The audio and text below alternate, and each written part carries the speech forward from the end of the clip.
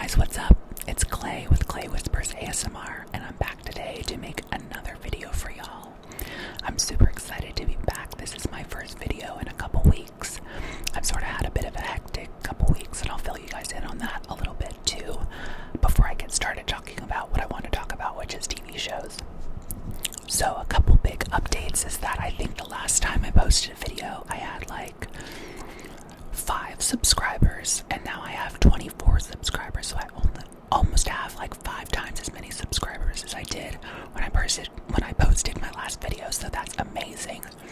And I want to say thank you to you guys for that, those that have subscribed, and if you're just coming across this video in this channel, please subscribe. I'd love to have you here. So that's really exciting, and a milestone of sorts. 25 subscribers, that's like 25, random strangers, I don't know, that found these videos and enjoyed them, so I think that's pretty cool. Another thing I want to talk about is that I just got hired for a new job. I've been unemployed for like 6 months now, and even before that my work was sort of freelance, so I didn't have a steady 9-to-5 job, and that's what this one is, so I'm super excited about that. I start work on Monday. That'll be my first day, and so I'll start training then, and I don't know, I'm just really excited about it, and it's something that needed to happen, and it's finally happened, so I'm just feeling grateful about it. So what I wanted to talk about in today's videos is my favorite TV shows of all time, more specifically my top 5 TV shows of all time, and I actually have a little list on my phone with some notes that I want to read. So number 5 in my top 5 TV shows is the series 6 Feet Under. Now, if you're not familiar with the show 6 Feet Under, it is from the early 2000s, and it aired on HBO, and it follows a family that own and operate their own funeral home. And on the surface that sounds kind of odd, but it's a really interesting, thought-provoking, poignant, emotional, at times funny, but just overall entertaining show. So before I talk a little bit more about it, I'm actually going to read you guys the description of it on IMDb. So it says, "When death is your business, what is your life? Laced with irony and dark situational humor, the show approaches the subject of death through the eyes of the Fisher family, who own and operate a funeral home in Los Angeles." The show is rated 8.7 on IMDb with over 161,000 reviews, so that's really high. You can currently stream this show on HBO Max, and also Netflix, I think, has it too randomly. It hasn't always been on Netflix, but it is on Netflix now. It stars some actors you might see or recognize from other things. Hold on, it's loading. So it stars an actor named Peter Krause, and you might know from the show 911 on Fox. He plays one of the first responders, or he did. I'm not sure if his character is still on the show anymore.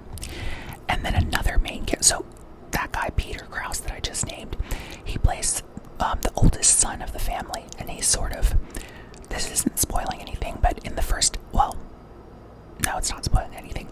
In the first episode, there's a death in the family, and from then on, this Peter Krause actor, who plays Nate Fisher of the Fisher family, he sort of becomes the family's leader and figurehead. And then also on the show is his younger brother David, who is played by Michael C. Hall, that people will recognize from being Dexter in Dexter. So if you're a fan of his acting, hold on, my dad's calling me. Sorry about that. My dad called. He is going to an event tonight, and he wanted me to look at what he's wearing and let him know what I thought. So I just went downstairs and did that. Okay, now back to 6 Feet Under. So yeah, if you like darker dramas, this show is definitely one I would recommend. Again, it's not crazy dark, even though you'd think a show set in a funeral home would be all dark and gory. There is some darkness and some gross dead body stuff sometimes, but other than that, the show's just really entertaining, and it's really about a family. Another thing about this show that's interesting is that each episode is formatted to where at the beginning of the episode you see a person die, and then their name appears on the screen and their birth date and death date, and then the episode sort of revolves around that person's funeral and their life. episode's different, and so I really like that about the show. Y'all, I'm still getting used to making these videos, and honestly, I get nervous to make these videos. It's almost embarrassing how nervous I get. I feel like I'm presenting a project to the class when I make these videos. So hopefully as I make more, I get more comfortable, because I get nervous and I don't know what to say, which is stupid because I'm filming this and I have free reign to edit it and retake and blah blah blah, but it feels weird to film stuff a bunch of times. I kind of wanted to just be off the top of my head and conversational. The second show is another family drama, and it's called Parenthood, and it was on the air from 2010 to 2015, and there were 6 seasons, over 100 episodes of this show. So here's a little synopsis of the show. The 4 grown Braverman siblings, Adam, Sarah, Crosby, and Julia, share the joys, heartaches, and headaches of parenthood in their California hometown. As their parents deal with life and marital issues, the 4 lean on one another while tackling the challenges of modern family life in an updated reimagining of the 1989 film by the same name. Now, I've never seen the movie Parenthood, and you don't need to have seen it to understand and watch and enjoy this show, but so like I said, it's a family drama. It's centered around the Braverman family. Some of the actors that you might know. Oh, Peter I almost completely forgot this. The guy that was the lead in 6 Feet Under, he's also the lead in this show too. I don't know how I forgot that, but yeah, he is.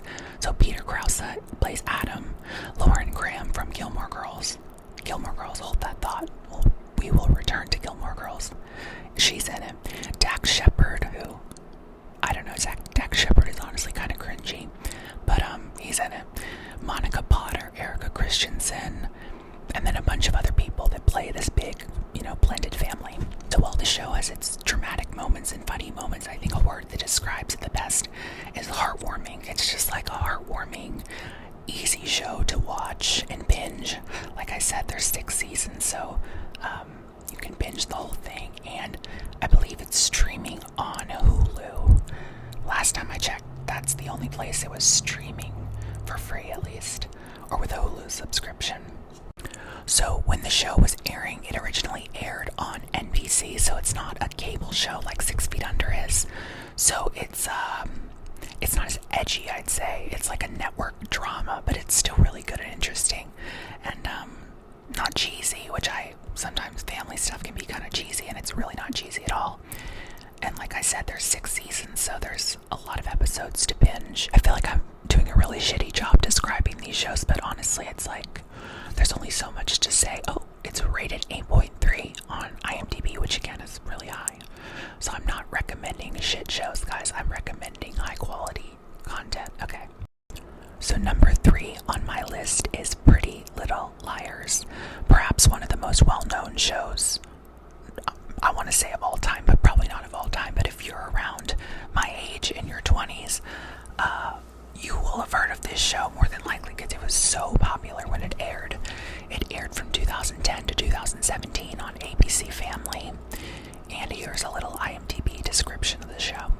It says, 4 friends band together against an anonymous foe who threatens to reveal their darkest secrets while also investigating the disappearance of their best friend. So that's a pretty good description, like an overview of the series, at least of the first season. So the first season and the first episode opens with a group of 5 girls. One of them goes missing. Flash forward a year later, something happens with this missing girl. There is some sort of closure to, what went on or what happened to her. And after that happens, the 4 remaining girls start getting these threatening text messages from somebody anonymous who signs their messages with the letter A. And so this A character is out to get these girls, and they have to figure out who this A is. Again, yeah, this show was super popular, rated 7.3 out of 10 on IMDb. That's pretty high, I would say, for this particular show. I will say, not really a hot take, but the first 2 seasons of this show are masterful. They're amazing. I remember I first started watching the show when it first came out, so it aired the summer after I was in 5th grade going into 6th grade, and I started watching it halfway through my 6th grade year, so early 2011 I started watching it, and those first 2 seasons, it's amazing.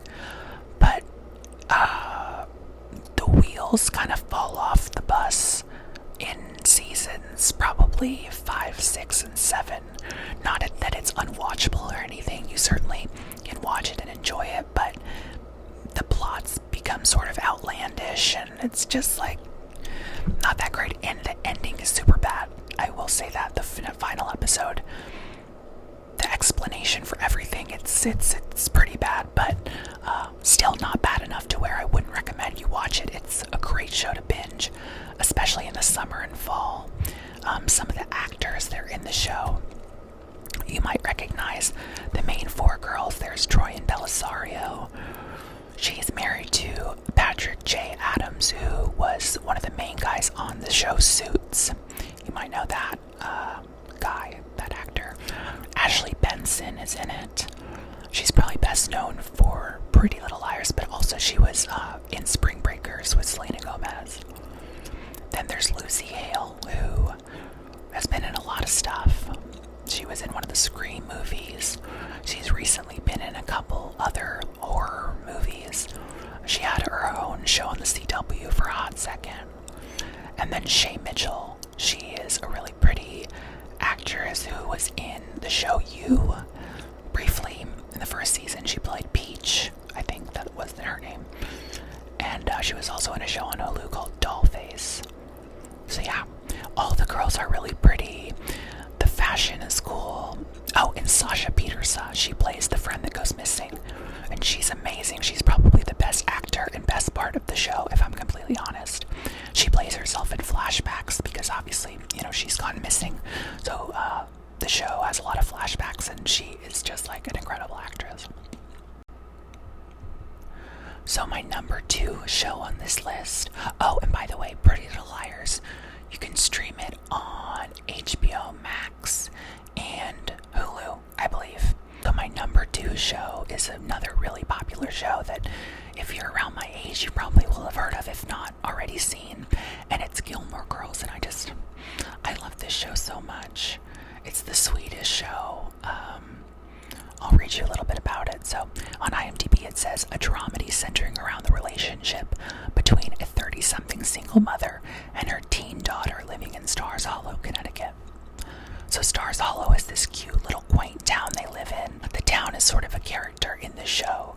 The main character, or the main actresses, are Lauren Graham. She plays the mom, Lorelai, in the show. She was also in Parenthood, the show that I mentioned, number 4, I believe. Number 4 on the list, she's in that. Alexis Bledel, she plays her daughter, Rory. Melissa McCarthy, who's a movie star, plays one of the main characters, Suki. It's just, and Kelly Bishop, she plays Emily Gilmore. She's like this sort of domineering grandmother character who is just like amazing in the show. She'll be like your favorite character, even though she's not supposed to come off very well, or she can be very harsh. She's one of the best parts of the show. Some hot takes I have about this show, and again, they might not be that hot of takes. I think it's pretty much agreed upon in the fan base for this show, is that Rory, who plays the main character daughter in the show, the mother-daughter, she's the daughter, for the majority of the series, or for several seasons, she's pretty unlikable, which does not ruin the show at all, but Rory can be very annoying and whiny on the show. But you just get used to it. It's not horrible, it doesn't ruin the show or anything. And then there is 3 different love triangles that sort of play out on the show. 3 different relationships, and within those relationships there's love triangles and stuff, but there's a relationship Rory has with a guy named Dean, a guy named Jess, and a guy named Logan. And I'm Team Dean. I just want to put that out there. I'm Team Dean. Most people, I feel like, are Team Jess or Team Logan. Team Dean is definitely the least popular of the 3, but I'm Team Dean. Forever. So yeah, it's just like the sweetest, most heartwarming show. There's 7 seasons, 153 episodes, so this is a lot to get through if you've never seen it. And then once, it ran from 2000 to 2007, but they came back in 2016, and the creator of the show got the cast back together, and they made 4 90-minute movies, which you can also stream on Netflix. And while the last movie of the 4 ends on a major cliffhanger, and I'd love to see the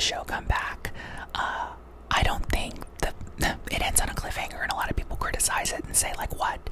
How could you do this to us? But I think if there's no more Gilmore Girls, like if they don't return into another movie or anything, I'm fine with the way that it ended. I think the creator of the show, her name is Amy Sherman Palladino, I think she did a really nice job, like, tying up loose ends and revisiting these characters. And so the 4 movies are really satisfying to watch, even though there is a cliffhanger at the end of the 4th movie. So that's Gilmore Girls. Last but not least, drum roll please. Number 1 show of mine is Desperate Housewives.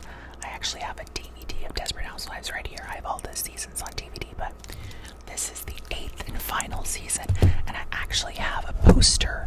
Ooh, you can't really see it, but it says that's Desperate Housewives. I have a poster of the 8th season cast photo hanging in my room. That's how much I love this show. So Desperate Housewives, here's a little tidbit about the show. A close-knit group of housewives reside in Wisteria Lane. It should be on Wisteria Lane, probably. It may appear to be a seemingly perfect neighborhood, but it hides many secrets, crimes, and forbidden romances and domestic struggles. It's 180 episodes, and I probably already said this, but it ran for 8 seasons starting in 2004, and it wrapped up in 2012. So the beginning of the show, it's kind of like an adult version of Pretty Little Liars. Not that Pretty Little Liars is childish, but it's like a more mature Pretty Little Liars. The show starts and revolves around the first season. One of the women in this close-knit friend group commits suicide, and there's some sketchiness as to why she committed suicide and everything, and that'll sort of unfold in the first season, but that shocking event is sort of what gets the ball rolling. And so the first season is sort of these 4 remaining housewives investigating their friend's suicide, why she did it, and getting to the bottom of things. So it's like a murder mystery dramedy all wrapped up into one, and it's so freaking good. I can't say enough good things about this show. It's rated 7.6. It has close to 150,000 reviews on IMDb. Mark Cherry is the guy who created the show, and he also made another show called Devious Maids, which, if you finish watching Desperate Housewives and want more Desperate Housewives-like content, Devious Maids is super good. So the show stars Terry Hatcher as Susan Meyer. These are like the 4 main ladies. Felicity Huffman, who you'll remember from the college admissions scandal, she's in this. Felicity Huffman, she plays Lynette. Marcia Cross plays Bree, and Eva Longoria plays Gabby. So those are the 4 main actresses, and they're probably all best known for this show. So if you like murder, mystery, romance, intrigue, all that kind of stuff, you're really going to love this show. You're going to love this show. You're going to love Pretty Little Liars. And you'll also love, like I said, Devious Maids. So those are my top 5 favorite TV shows. I apologize, this video is pretty brief. I didn't get into too much detail about any of them, but hopefully you got a bit of a taste of what they're like.